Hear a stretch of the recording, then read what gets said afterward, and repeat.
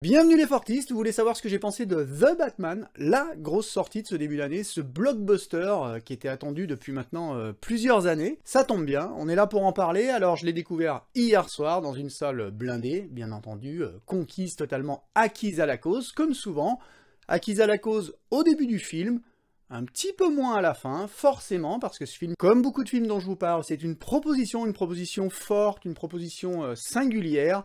Bien sûr que ça va diviser, bien sûr que ça ne va pas plaire à tout le monde. Qu'est-ce que j'en ai pensé personnellement? J'ai trouvé ça vraiment bon sur plein de points. J'ai été un peu plus tiède sur d'autres. J'ai une impression un peu mitigée. C'est vraiment un film assez étrange. Et je sais qu'il faudra déjà plusieurs visions pour vraiment totalement l'apprécier, l'appréhender. En attendant, je vais vous parler de l'état d'esprit dans lequel j'allais dans la salle, parce que forcément c'est important. Quand on va au Cinoche pour voir un film de ce genre, on y va forcément avec un peu d'attente. Et ben curieusement, j'y allais avec sans aucune attente. Je n'attendais pas particulièrement ce film. J'avais pas été du tout chauffé par les teaser, trailer, ça me plaisait pas trop, à vrai dire, c'était même un film sur lequel j'étais prêt à tomber à bras raccourcis, et vraiment aucune image ne m'avait vraiment chauffé. Pattinson en mode Robert Smith, ça me plaisait pas trop, le Batman, je savais pas trop comment il allait être filmé, je trouvais pas ça moche, hein, visuellement, ça avait de la gueule, mais ça me plaisait pas trop, il y avait 2-3 parties pris de mise en scène qui me paraissaient un peu moyens, et donc j'y ai été un peu à reculons. Finalement, c'est aussi un peu dû à la personnalité de Matt Reeves. Matt Reeves, j'aime beaucoup, je l'avais beaucoup aimé sur Cloverfield, je trouvais qu'il faisait preuve d'un bon sens de la mise en scène, c'est un très bon metteur en scène. Aujourd'hui, je pense que c'est facile de faire des belles images, c'est facile de bien filmer. Après, avoir un sens de la mise en scène, c'est pas donné à tout le monde. N'importe qui peut s'acheter un Canon EOS et claquer 3000 € aujourd'hui pour avoir une belle image. Quentin Dupieux fait des merveilles avec un smartphone, mais il faut quand même être un réalisateur pour pouvoir utiliser pleinement son cadre, pour pouvoir savoir où placer la caméra, pour pouvoir aussi intervenir sur le montage. C'est souvent négligé, mais le montage est vraiment important, surtout dans ce type de blockbuster, et je trouve que Matt Reeves, il avait pour le coup fait ses preuves, notamment avec la première suite de La Planète des Singes. J'avais trouvé ça vraiment bon, totalement maîtrisé, très belle mise en scène, très belle direction d'acteur. Je trouvais ça très propre. Matt Reeves, pour moi, avait gagné ses galons de grand metteur en scène à ce moment-là. Et j'avais été un peu refroidi par la troisième séquelle, donc de La Planète des Singes, Suprématie chez nous, War for the Planet of the Apes en anglais, donc littéralement la guerre de la planète des singes, et je trouvais que là, pour le coup, c'était le script qui peinait à faire honneur à son titre. On avait attendu pendant longtemps la guerre de la planète des singes, et qu'est-ce que nous donnait ce film? Eh ben, un remake de La Grande Évasion dans un camp de concentration en pleine montagne. Ça manquait totalement d'ampleur, d'ambition, c'était pas du tout épique, et j'avais trouvé à ce moment-là qu'il y avait presque tromperie sur la marchandise, et je m'étais dit quand même que Matt Reeves était un excellent réalisateur, très bon directeur d'acteur, par contre qu'il fallait quand même qu'il s'appuie sur des scripts solides, parce que même lui n'était pas capable de transformer le plomb en or, et c'est un petit peu ce qui plombe ce Batman, c'est-à-dire, je peux pas dire que j'ai trouvé le script extraordinaire. On va en reparler. En attendant, quels sont selon moi les points forts de ce film de The Batman de Matt Reeves? Sa mise en scène, forcément, c'est un film qui est maîtrisé de la première à la dernière image. C'est le film de Matt Reeves. Je peux pas croire qu'il y ait les producteurs qui soient venus mêler leur nez ou lui dire quoi faire. Franchement, il a dû avoir les coups des franches. On sent que c'est son film, il a fait ce qu'il voulait, et du coup, ben, bien évidemment que visuellement, c'est époustouflant. Il y a une photographie absolument mais sublime de Greg Fraser. Greg Fraser, c'est déjà le mec qui était à l'œuvre sur Dune, donc il commence à avoir un bon pédigré, et là il fait un travail mais juste absolument extraordinaire. Il y a des choix artistiques qui sont très très bons. Gotham, c'est une cité qui est noyée dans la misère, tout le temps sous la pluie, c'est vraiment bien filmé, c'est très bien éclairé. J'aime beaucoup les personnages et la façon dont les acteurs les défendent. Franchement, il n'y a pas un mauvais acteur dans ce film, ils sont tous excellents. Zoe Kravitz, c'est vraiment très très bien en Catwoman. C'est sans doute le film de tous les films Batman où Batman a le temps de présence à l'écran le plus important. Bruce Wayne est relayé au second rôle, vraiment, il apparaît quelques minutes, en tout et pour tout. On voit pas vraiment, ou très très peu, Bruce Wayne dans ses mondanités. On se concentre sur Batman, et Batman, il est quasiment toujours à l'écran, en permanence. D'ailleurs, je vous dis souvent ça, mais c'est un film à hauteur d'homme. On suit vraiment les regards que portent sur les situations, les personnages, on est tout le temps à hauteur des personnages, et le Batman notamment est vraiment bien. Je veux dire, on n'a jamais vu Batman comme ça. J'avais un peu de doute sur le costume, sur Pattinson. Franchement, ça passe bien. Pattinson, il est pas du tout ridicule, il passe très très bien. C'est une belle interprétation de Batman, j'aime beaucoup. Le costume passe très bien. Après, on peut discuter entre geeks de savoir, moi je peux dire que j'aurais fait le coup un petit peu plus épais, des tout petits détails, mais franchement, le costume, il a la classe. La cape, j'aime pas trop la cape, j'aurais préféré qu'elle soit un peu plus longue. Là, elle flotte un peu, c'est pas trop mon truc, je préfère vraiment une cape plus impressionnante, mais ça aurait gêné dans les mouvements, donc les choix de mise en scène sont vraiment bons. Batman, il est très très bien, on le voit comme un couteau suisse humain, il arrête pas de sortir des gadgets de sa ceinture, et finalement ces gadgets, on les voit une fois, deux fois, et ils en disent long à chaque fois, ça c'est très malin, on voit bien sûr les grappins, mais à un moment il descend à flanc d'immeuble, il saute d'un building en déployant... une aile géante, c'est vraiment bien fait, on se dit, ah ouais d'accord, mais le mec il est paré pour toutes les situations, et j'ai vraiment adoré le personnage, l'interprétation de Pattinson m'a vraiment plu, l'interprétation de Catwoman est vraiment bien, on leur donne des motivations, c'est vraiment chouette, les mafieux sont vraiment bien, Gordon il est juste parfait, bref, au niveau des personnages, du casting, c'est impeccable, donc là pour l'instant on a une mise en scène absolument extraordinaire, et des personnages qui tiennent la route, on est conquis, sauf que le film souffre, selon moi, de quelques petites fautes de goût. Alors là, c'est du détail, c'est des petites fautes de goût qui n'entament pas votre plaisir, mais quand même que je trouve un peu regrettable dans un film qui est si maîtrisé. Encore une fois, c'est une proposition, hein.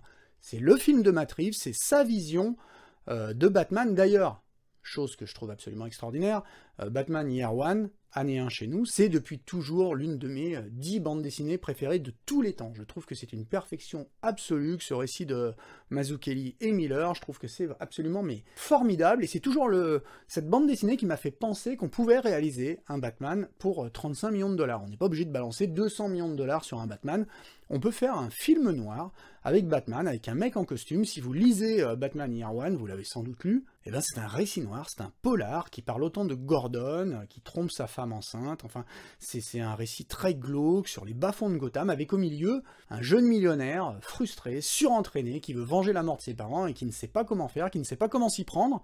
C'est absolument passionnant, les apparitions de Batman sont courtes, il s'attaque à des petits voyous des rues, il interrompt des voyous qui sortent une télé d'un appartement, donc on n'est pas encore à affronter le Joker ou Double Face, mais c'est un film qu'on pourrait réaliser pour une poignée de dollars. Là, c'est pas le cas. Il y a du budget, mais c'est très clairement un Batman Year 2. C'est la deuxième année d'existence du personnage, et ça, je trouve ça fascinant. Il y a le Bat-Signal, il y a la relation avec Gordon, il y a Batman qui essaye de se faire sa place, de se faire respecter par la police, d'être accepté par les flics et la population, donc ça, je trouve ça excellent. Je trouve qu'à ce niveau-là, c'était ce qu'il fallait faire, et je reprocherais donc quelques fautes de goût au milieu, c'est vraiment minime, ça n'entame, je vous le dis, pas mon plaisir, mais il y a quand même des choses, il y a des fois des faiblesses de dialogue qui sont difficilement pardonnables. Je veux dire, quand Batman, il arrête Catwoman et qu'il lui fait « Non, si tu shootes ce mec, tu ne vaudras pas mieux que lui », franchement, ça c'est interdit. Interdit aujourd'hui dans tout film, et surtout dans les films de super-héros, de nous sortir ce genre de réplique. « Non, mais si tu le tues, tu ne vaudras pas mieux que lui », franchement, ça suffit, quoi. Et il n'y a pas que ça, hein, il y a aussi tout un tas de petites fautes de goût, de facilité de mise en scène. Une poursuite en voiture, et puis d'un coup, il y a un camion qui se trouve comme par hasard à la bonne place, au bon moment, prêt à faire tremplin pour la Batmobile. Ouais, bon, ça fait un peu shérif, fais-moi peur, je trouve ça un peu faible. Dans la même scène, des fois, il y a des brillances absolues de mise en scène, et puis d'un coup, une petite faute de goût. C'est du détail, hein, pour l'instant, là je mégote, mais c'est du petit détail qui, moi, peut me gêner pendant une scène, genre magnifique poursuite en bagnole, et puis d'un coup, toujours dans ce film à vision à hauteur des personnages, vous avez le pingouin dans sa voiture qui commence à perdre le contrôle, mais on voit ça que de l'intérieur de l'habitacle. C'est brillant parce qu'on n'a pas vu la voiture partir en vrille, mais on voit des choses voler dans l'habitacle, des petits débris s'envoler, et on comprend qu'il est en train de faire des tonneaux, et c'est juste absolument magnifique. Mais alors pourquoi, du coup, après avoir foutu cette espèce de plan en CGI immonde d'une voiture qui rebondit? Je veux dire, le plan, il est loin d'être immonde, mais franchement, il est pas très beau. On n'est pas dans les Walking Dead, mais c'est quand même pas très beau au niveau de l'infographie. Et c'est vachement regrettable, parce que de la même façon qu'on avait commencé à faire cette scène de l'intérieur de l'habitacle, avec beaucoup de finesse, on aurait pu la finir de la même façon, voir la voiture s'arrêter, enfin filmer ça différemment, mais ça reste quand même des tout petits points de détail. Et là, vous êtes sans doute en train de vous dire, il a bien aimé ce film, ouais, j'ai bien aimé, mais c'est pas parce qu'un film est absolument magnifique, qu'il est défendu par des acteurs vraiment convaincus et investis, que c'est forcément un bon film. La faute à un script que je trouve vraiment, mais à la limite du paresseux. Je trouve le script assez convenu, et franchement, là, bottom line, je me suis un peu ennuyé à des moments. C'est un film que je trouve particulièrement arythmé, c'est-à-dire que ça commence fort, c'est grandiose, la mise en scène au début, on est tout de suite dedans, et puis après, petit à petit, c'est quand même assez convenu comme script, hein. Franchement, il n'y a pas de surprise. Je m'abstiens bien depuis tout à l'heure de vous faire des spoils, de vous parler de trop de trucs, Mais franchement, il n'y a pas grand-chose à déflorer dans cette histoire. Et je trouve le récit, je vous le redis, assez arythmé. C'est-à-dire qu'il y a des moments où d'un coup, on a la scène de baston, et puis les héros, ou quelques héros, s'en vont, ils vont discuter dans un coin, on va faire ci, un peu lourd d'explications, ils repartent, bim bim, une nouvelle baston, puis ils reviennent, ils rediscutent sur un toit, et puis ils repartent, bim, et puis ça revient, ça rediscute, et c'est un peu comme ça pendant une bonne partie du film, franchement.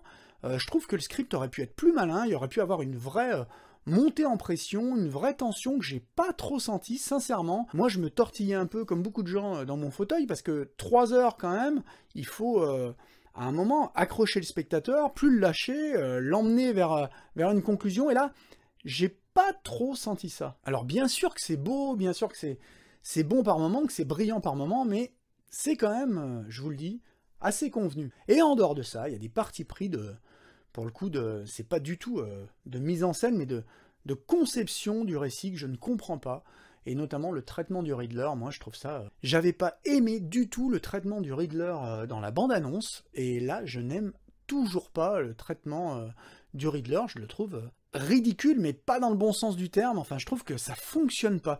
Tout le film a une approche très réaliste, à la Nolan. On sent très bien que Nolan est passé par là. Sincèrement, je ne vous dévoile rien, mais le dernier plan de Batman en moto, il y a plein de trucs, vous allez vous dire, ouais, c'est du Nolan. L'approche de la musique, pour le coup, autant je pense que je m'étais planté sur Dune, autant je pense que je prends moins de risques à me planter là.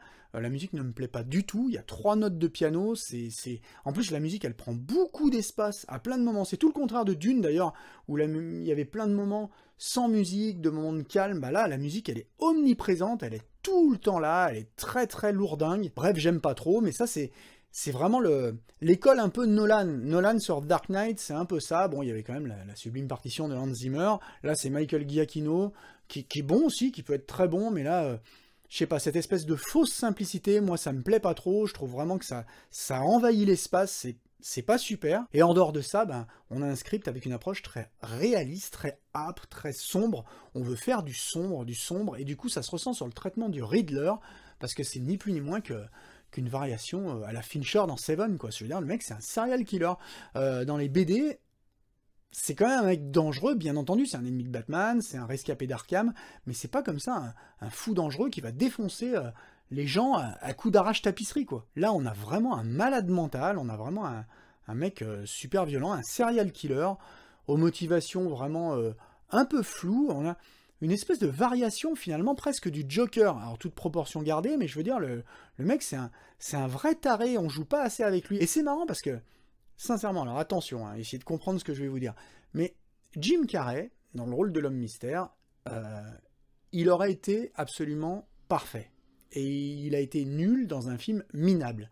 Mais, enfin minable, je le trouve pas si pourri le film, mais il était pas à sa place dans ce rôle-là, cette interprétation-là de pantin gesticulant, ça marchait pas, mais Jim Carrey, il en a vraiment sous le pied. Quand vous voyez des films comme Disjoncté, il peut être aussi très inquiétant, et franchement, je me dis que dans un film, dans un Batman, comme ça, qui se veut un peu noir, vous auriez ce mec-là, aujourd'hui, qui est un petit peu plus émacié, qui arrive en juste au corps, là, un peu moulant, avec des points d'interrogation partout, et sa canne, et ben ça peut le faire, sincèrement, ça pourrait le faire. On pourrait avoir une interprétation du Riddler qui est en même temps complètement décalée, parce qu'après tout, c'est un fou, hein, il est enfermé à Arkham, mais en même temps...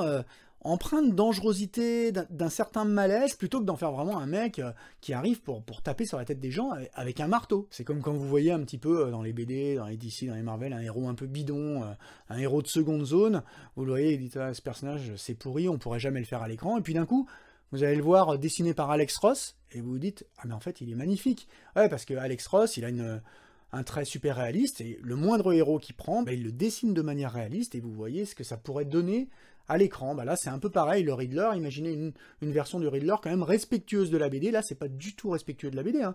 Là on le transforme, je vous dis, on est chez Fincher, clairement, on est avec un serial killer, aux motivations un peu troubles, voilà. C'est encore une fois un peu convenu, voire quelquefois un peu lourd, même dans la mise en scène. Je veux dire, il y a un Batman qui veut se faire accepter par la population, qui vient sauver des gens, et qui, tel Jésus les guide avec sa flamme au bout du bras, et il passe dans l'eau. Alors le plan est absolument sublime, bien sûr, Batman comme ça, dans l'eau, avec ses gens qui le suivent, mais c'est un peu lourd, quoi. Je trouve je trouve qu'il y a plusieurs moments un petit peu lourds, notamment vers la fin du récit. Voilà, c'est mon avis, je vais pas blatérer plus longtemps, mais au final, si je dois résumer mon sentiment à la vision de ce Batman, bah c'est finalement peut-être un manque de fun. C'est un film très très sérieux, un film très sombre, un film vraiment, un film noir.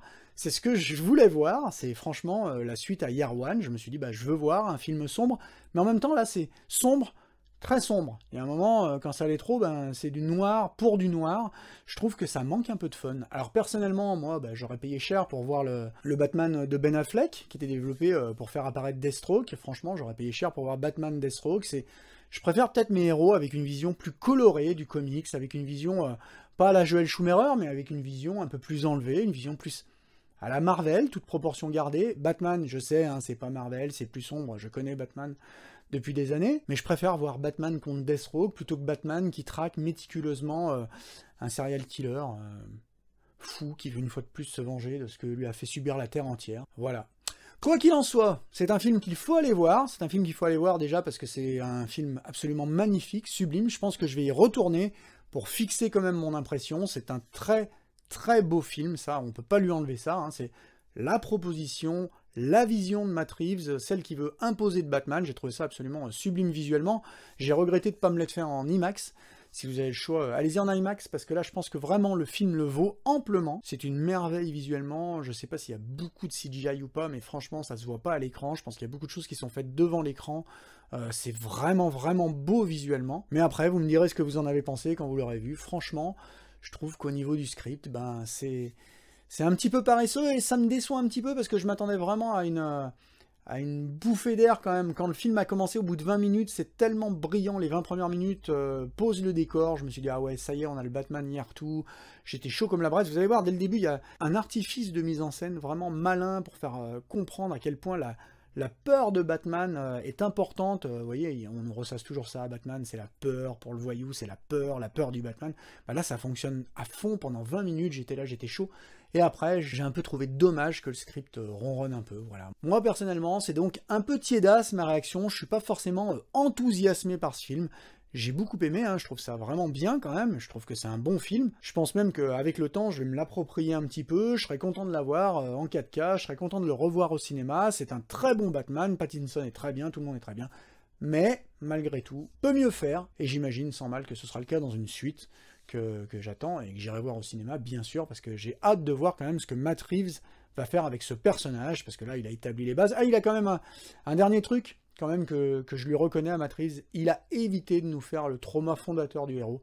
Donc on n'a pas droit au collier de perles arraché, on n'a pas droit à la mort des parents, et ça, putain, ça fait plaisir. On est enfin passé à autre chose. Mais je trouve aussi que le film emprunte à beaucoup de choses, hein, beaucoup de choses. Hein. Il y a des influences. On nous avait promis que le film s'inspirerait fortement de Long Halloween. C'est pas du tout le cas, il s'inspire vraiment plus de Year One. Mais il y a aussi des petites choses empruntées à Zero Year, la série de Scott Snyder et Capullo, New 52 je crois. Il y a beaucoup de choses qui sont empruntées à droite à gauche, il y a des clins d'œil aux fans, à un moment il y a Hush qui est marqué sur un papier. Il y a plein de choses comme ça, c'est bien foutu. Après, franchement, j'attends de voir la suite. On a un bon film, à hauteur d'homme aussi, je vous le redis, à hauteur d'homme, parce qu'on a peu de plans larges des extérieurs. Il y a plein de trucs qui me reviennent en tête quand je vous parle, mais il y a peu de plans larges de l'extérieur. Par exemple, Arkham, on voit l'intérieur d'Arkham, mais quasiment pas l'extérieur. On essaye de moderniser le mythe aussi. La Batcave, elle est pas... Vous n'avez jamais vu une Batcave comme ça, on sait même pas trop où elle est, on voit pas le manoir Wayne, donc il y a des petites prises de risque. Est-ce qu'elles sont payantes ou pas? Moi, personnellement, j'aime bien mon Bruce Wayne dans son manoir, je trouve ça chouette, avec son horloge et son passage secret. Mais bon, vous aurez compris que c'est pas ces petites choses que je reproche au film. Voilà, on se retrouve donc très prochainement pour une autre émission. Je pense qu'on va parler BD dans les prochaines émissions. D'ici là, fêtez la nouvelle Batmania qui arrive. Allez voir ce Batman dans les salles, régalez-vous, et comme toujours, soyez curieux, éclatez-vous. Et moi, je vous dis à la prochaine, ici, là, sur cette même chaîne. Ciao!